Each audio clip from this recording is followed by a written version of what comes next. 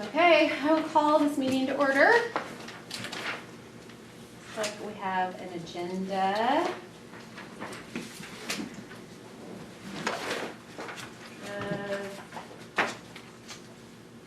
Do I need to adopt the agenda? I make a motion that we adopt the agenda as is. Is there any? Girl voice. I make a motion that we adopt the agenda as is. Is there any additions? No additions. I second. Motion by Mrs. Smith, seconded by Mr. Whitney. Any discussions? All in favor say aye. Aye. And, all opposed, same side. Passes. Ms. Shannon, you Yeah. might want to do a roll call vote for those of us who are zooming in.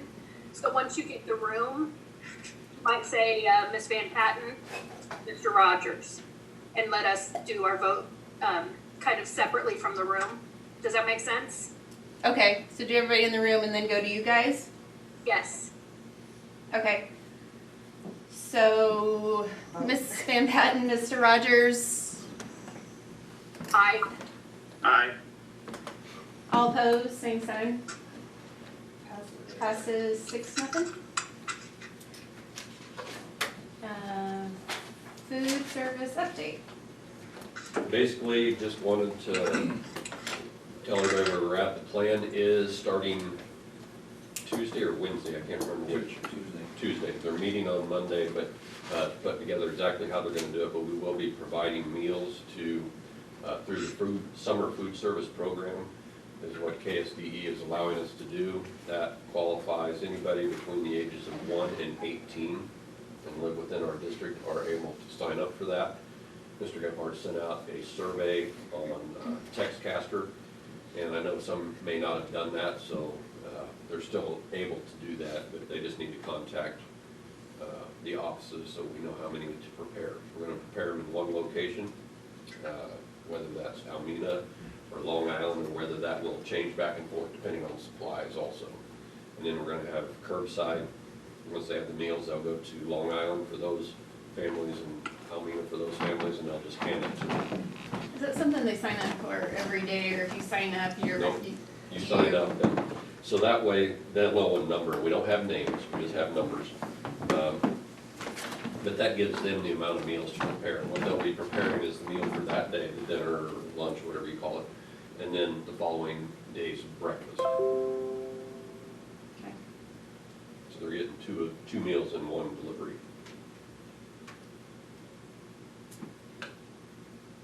And you don't know the time yet? No, that's what they're gonna determine on Monday, and No, it's, time is 11:30 to 12:30 pickup time. Is that what you're asking? Yeah. in both locations? Yeah. Okay. Okay, any other questions? Is there any that is expressed any concern about their working, their spouses working, not going to be able to pick them up? You thinking? I haven't heard that. Have you heard anything, Mr. Gephardt? No. I was gonna say, if you run into that, I'm done for 2 weeks, I can't do anything, so I can deliver if need be. Okay. I do know that there is a waiver, because it was talked about that I think parents had to do the pickups, but the KSDE has put in a waiver that, you know, a sibling can pick it up if they're like, not like 16 or whatever, they can pick those meals up also for the kids, correct?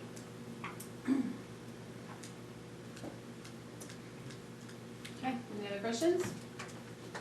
Move on to plan for continuous education.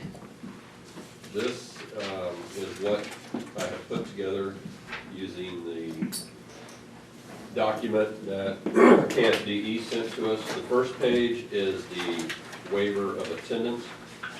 So you have to go through and put down who closed the school, was the governor, how many hours were we in school up to May 13th when we went on spring break, and that's what the 863.25 is. And then the other, the 252.75 is the remainder of the school year. That's what we are putting in for the waiver for the actual attendance. We are still doing the continuing hours in continuing education, but we are not keeping track of attendance and things like that. The next page is all of the assurances. They said just fill in the date, the school, and then your USD number all the way down. And basically just saying that you're gonna adhere to the safety and health policies, you're gonna adhere to doing continuous learning, and that you filled out that waiver, and that you're gonna send it in by April 8th. And any new students coming in will, of course, adhere to our guidelines also. So if we have anybody that moves into the district. And then the third section is the actual continuing learning plan. And I'm not gonna read through that, that's 4 pages. They told us it was a short 2-page document. Well, it was, with the questions, but then you have to fill in everything. So as you start filling it in, it starts expanding, and it ends up being 4. But this is all of the teachers' meetings that we had starting on Monday and what they were collaborating with throughout the week. And then when we came and on Thursday met in Long Island, and they presented how they were gonna do this with the Google Classroom or the Seesaw, and communication with the parents and the students, how they're delivering that information, how they're getting that information back. And so that's what this document is, how are we doing it?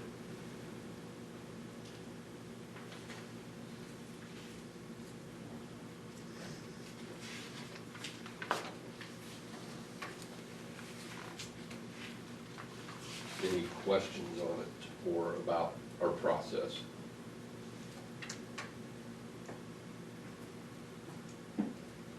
I think it looks great.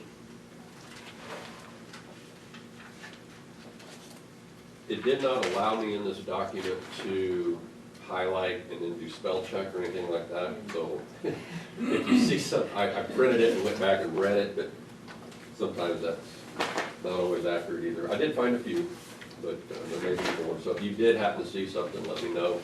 The plan is Monday. I will sign this. And there was one of the superintendents on a meeting with Dr. Watson yesterday asked, they were asking about the superintendent, can I use the superintendent's signature stamp to do this? And the lady that is gonna get these says, I'm not gonna know if it's original or not. She said, yes, you can use that, as long as it's in the minutes that it was voted on and approved.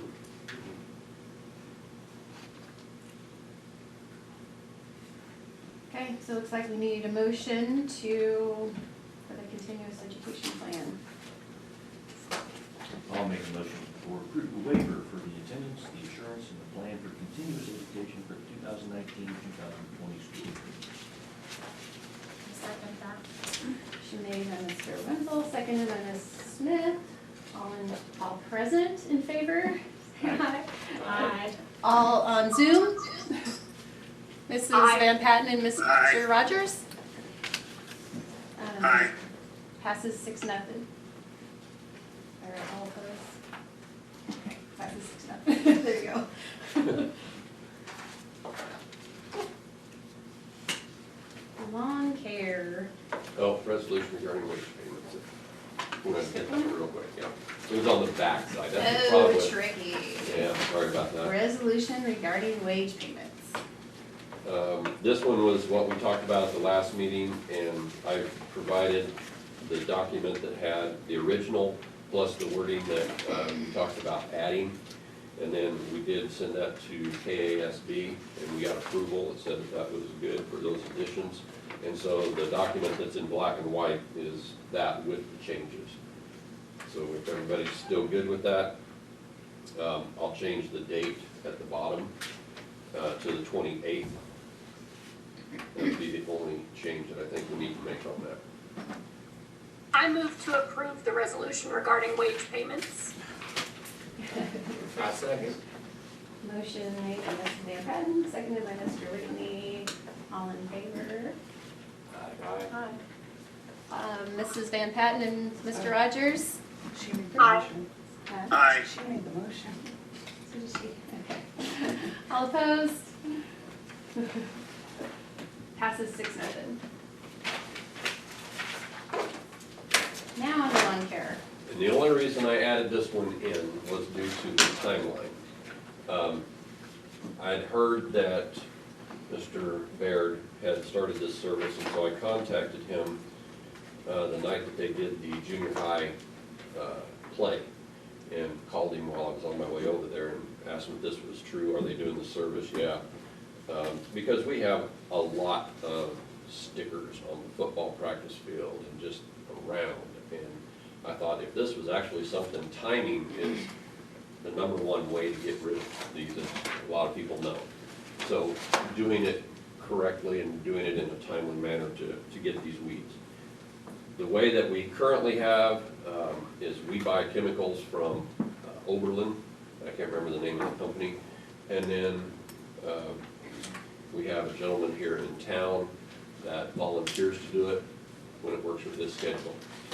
And sometimes that does not always get the job done. We have visited with him, and he is fine with letting that go. I think he's wanting to scale back, and he's like, nope, if that's the direction you guys want to go, I'm perfectly fine with that. So I had Revival Lawn Care come up with a number that would work with them. They figured out the square footage. They're basically doing the area around the ag shop for free. And it figures up to 0.09 or 0.009 cents a square foot or something like that is what it figures up. And the number there, the cost per application is the $3,850. So when they do it in spring, and they said what they want to do it is that first week of April, which is before our board meeting. That's why I put it in here, because if we decide to do this and trying to get rid of weeds, trying to do that pre-emergent application, then we needed to do it. Questions?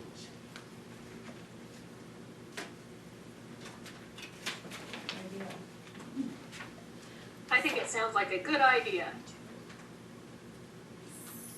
So we need a motion on lawn care.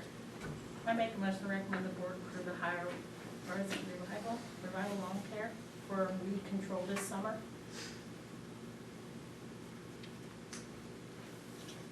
I second. Motion made by Mrs. Smith, seconded by Mr. Whitney. Any discussion? All present in favor?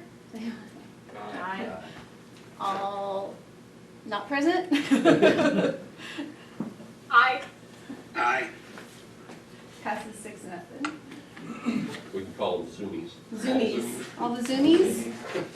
Zoomies.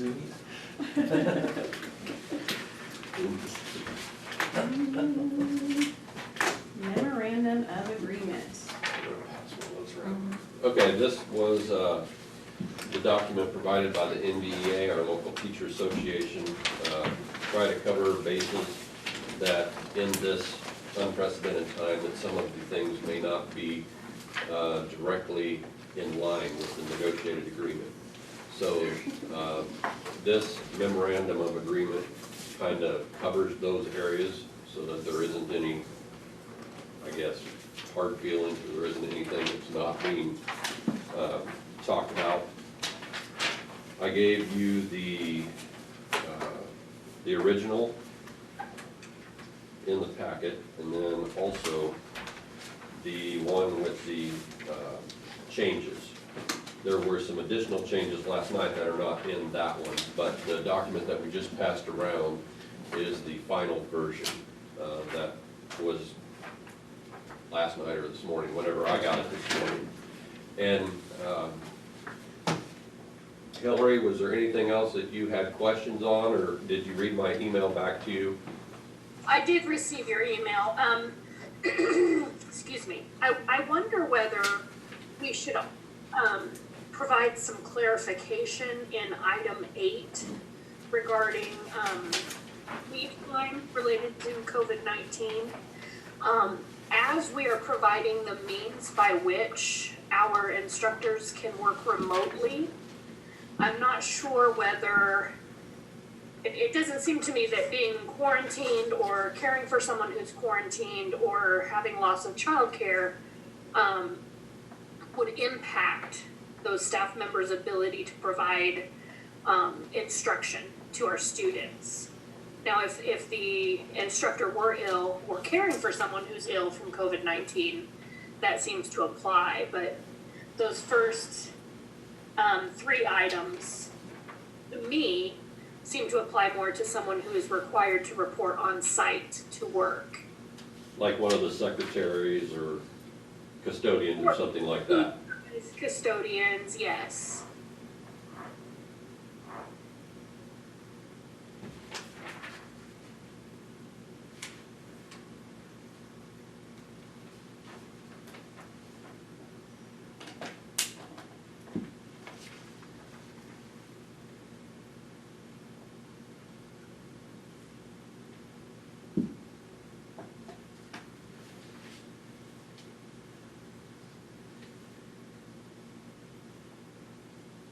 Otherwise, like, as it's currently worded, it appears that if we were to have a stay-at-home order or anyone, excuse me, my throat's raw, or anyone is required or recommended to quarantine, then that would be, could be perceived as justification to not provide instruction to our kiddos. And I can see many situations where that might become the case. Is there some wording that you have in mind that we can change or add to, or do you want some more time to look that over? Give me 1 minute to think about it.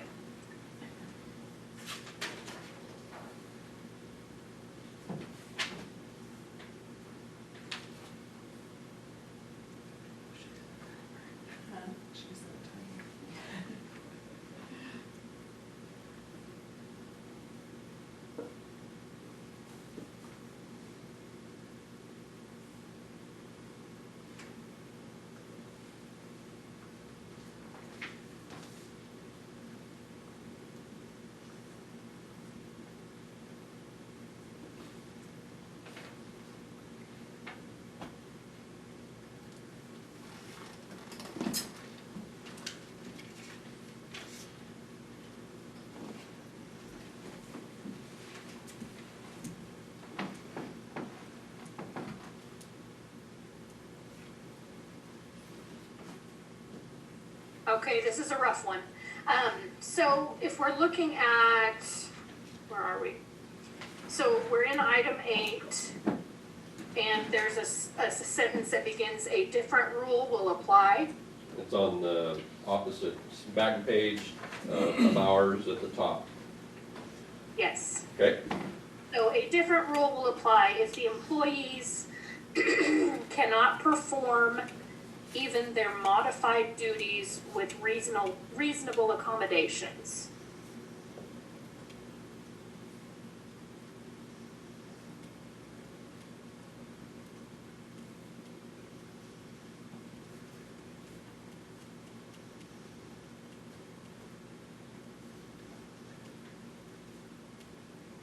And then that would replace all 3 of those, is that what you're suggesting? That would replace cannot work. Okay.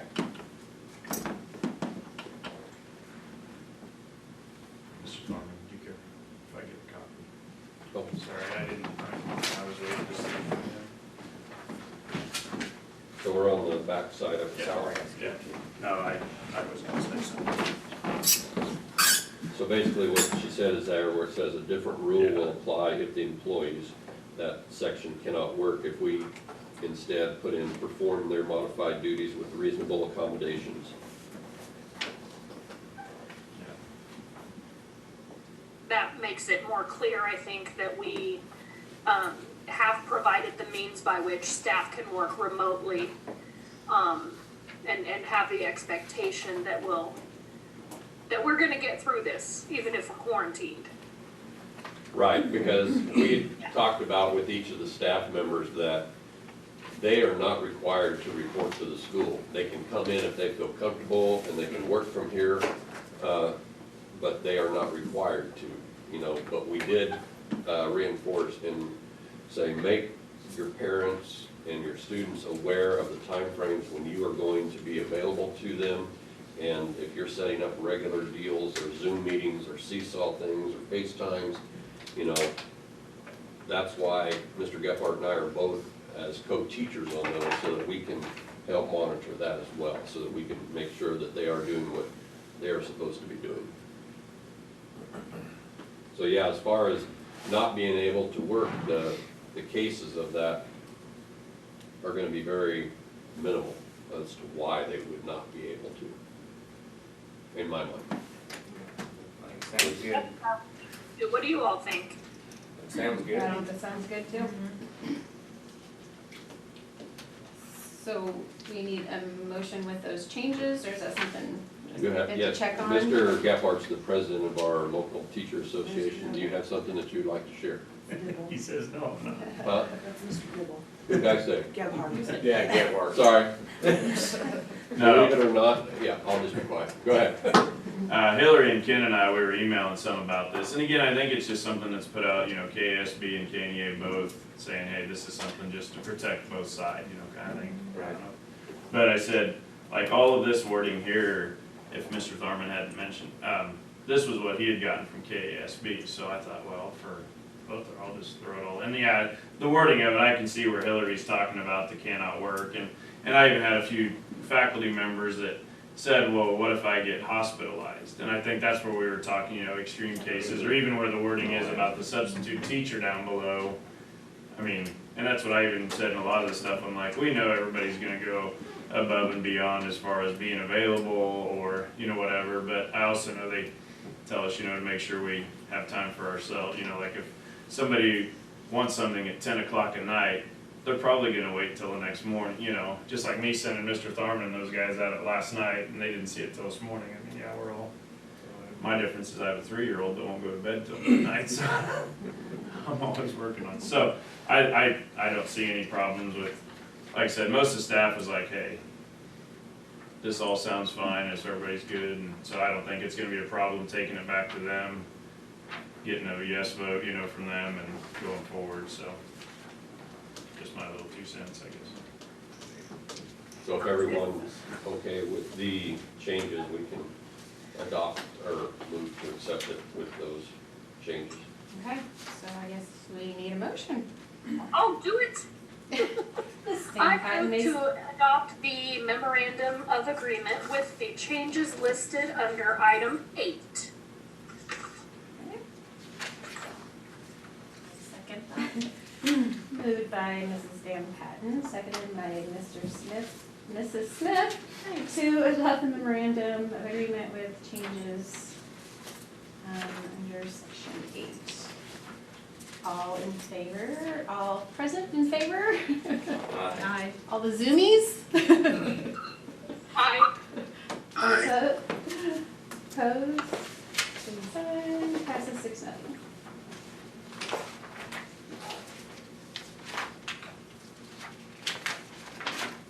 Looks like that's it, that's all, folks. You can't make your I favorite know, motion. my favorite motion. Champ, I'm so proud. Do it. I know that we adjourned this Somebody wanna meeting. get us out of here. Any seconds? Second. Moved by Mrs. Smith, Oh, just seconded wait. by Mr. Wenzel. All in favor, say aye. Aye. Zoomies? Aye. All opposed, same sign. Passes 6-0.